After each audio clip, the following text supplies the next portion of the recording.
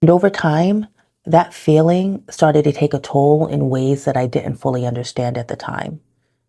There was a point in my life where everything felt really heavy to me, and I reached a point where I didn't know how to carry it anymore. To begin and to help add some context, I was diagnosed with depression and anxiety in my early 20s.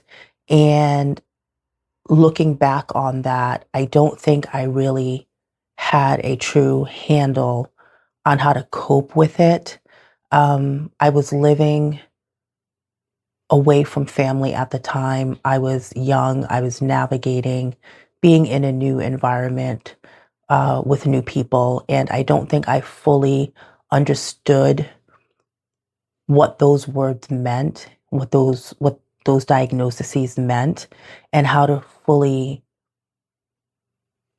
cope with them in day-to-day life. And so I think for me, it was a slow build up. Part of it because I was young and I didn't fully understand what it was that I was feeling and how to cope.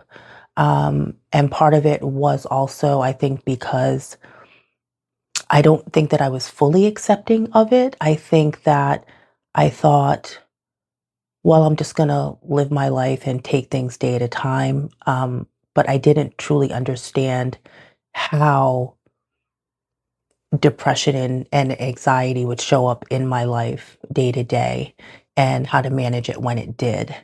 So, over the years, from the time I got diagnosed, it was tough. It was, I'm navigating my early to mid 20s and, beyond that. And during this time, I'm growing. So, I'm working in different environments. And at the time that I reached my lowest point, the work environment that I was in was very emotionally exhausting. And it was because, well, what I realize now, it was because I was in a constant state of performing, and I was in a state of where I was always trying to achieve perfection and I guess overachieving to some extent. And over time, it just continued to build up and build up. And I was just, I think, sweeping everything under the rug and thinking I was strong enough to handle it. The pressures that I felt of, navigating my life with this, mental health diagnosis, coupled with being in a new role at the time that I was trying to get acclimated with and wanting to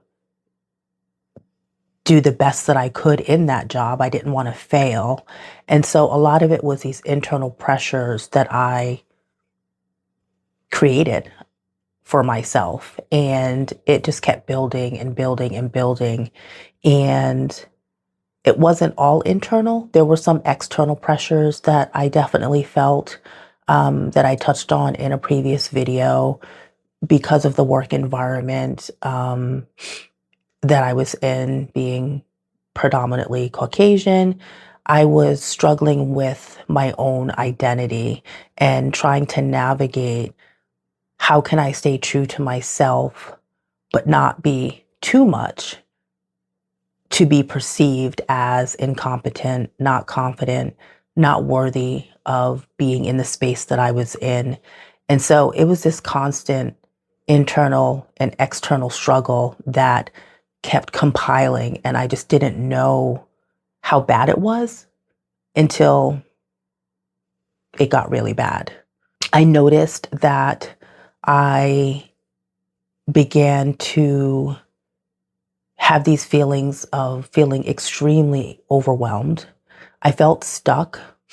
Also, around that time, I think maybe a year before that, no, probably a couple of years before that, I had purchased my first home. And so I was navigating that, being a new homeowner. And I was also in that time of my life, I was very helpful to others. And, um, you know, people came to me for help. I helped them. That's no problem doing that. But what I didn't realize at the time was I was pouring from an empty cup. And so while I'm giving, giving, giving, and helping and helping and helping, I was depleting from a cup that was already depleted. So while all of this is happening, I felt like the walls were beginning to close in on me. No matter where I looked, no matter where I turned, I just felt like the walls were just starting to close in on me. And it just progressively got worse from there. When I think back to what that felt like, it was mentally exhausting. I was feeling very disconnected. And I guess how to explain that? I was feeling disconnected from reality in some ways. Um, that's the best way that I can explain that. But definitely, I felt disconnected. I was constantly overwhelmed. I found myself uncontrollably crying all the time, and I felt alone. Um,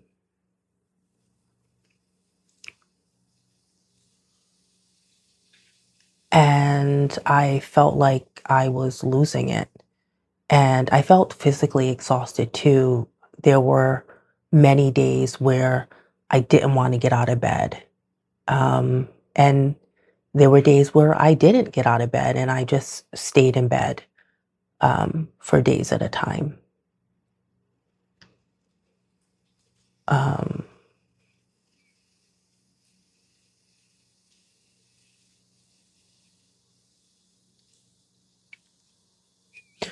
Sorry, the feelings are coming back up again.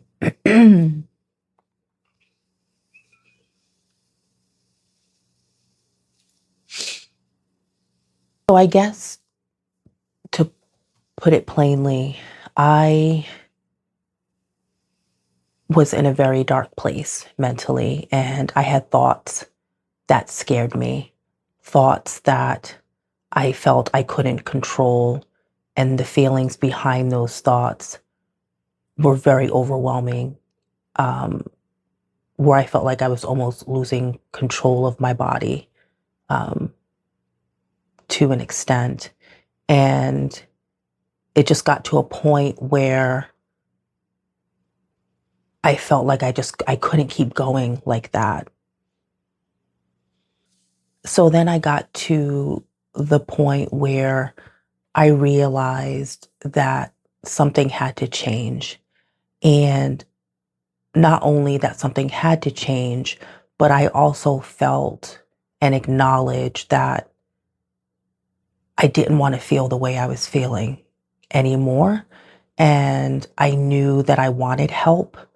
And I had to take ownership and acknowledge what was actually happening before I could say, yes, I want to get help, and that I need to get help. Well, once I made the decision that I wanted to get help and that I wanted to get better, I ended up in a hospital. And it was at this time that I realized that maybe I wasn't as bad as I thought I was. Um, I was in a psychiatric hospital, and I was around other patients that were really able to shift the perspective for me in a way. And again, I realized that yes, I did need help, but I don't think that I was in the appropriate setting to get that help. Um, and so that was really eye opening for me. I spent the night at the hospital, and I remember crying all the majority of the night, and I couldn't sleep. Um, I don't know if anyone has ever stayed at a psychiatric hospital, but you can't keep your door closed. You have nurses coming in, checking on you throughout the night. Um, in the morning, when we were eating breakfast, I remember them serving, I think it was like an omelet or something like that. And I didn't have utensils. And I asked the nurse, I said, can I have utensils to eat my food? And she said, oh, well, we can't give you utensils. And I said, well, why? And she said, well, because, for safety reasons, they couldn't give the patient utensils. And that was even more eye opening for me. And it really made me realize again that yes, I was in a very dark place and I was in a bad place. But where I was not the right setting for me and was not, to me, the kind of help that I needed. And so, fortunately, I have amazing family and friends who were supporting me throughout this entire ordeal and still support me to this day. Um, and I had agreed that if they were to get me out of that hospital, that I would continue to do some sort of outpatient program. And I wanted to do it. It wasn't anything like making a deal. Again, I knew I wanted to get help. I knew I needed help. And so I agreed to do an outpatient program. And they did. I was able to get released before the weekend. And that moment, even though it didn't fix everything, it was the first time that I realized that something had to change.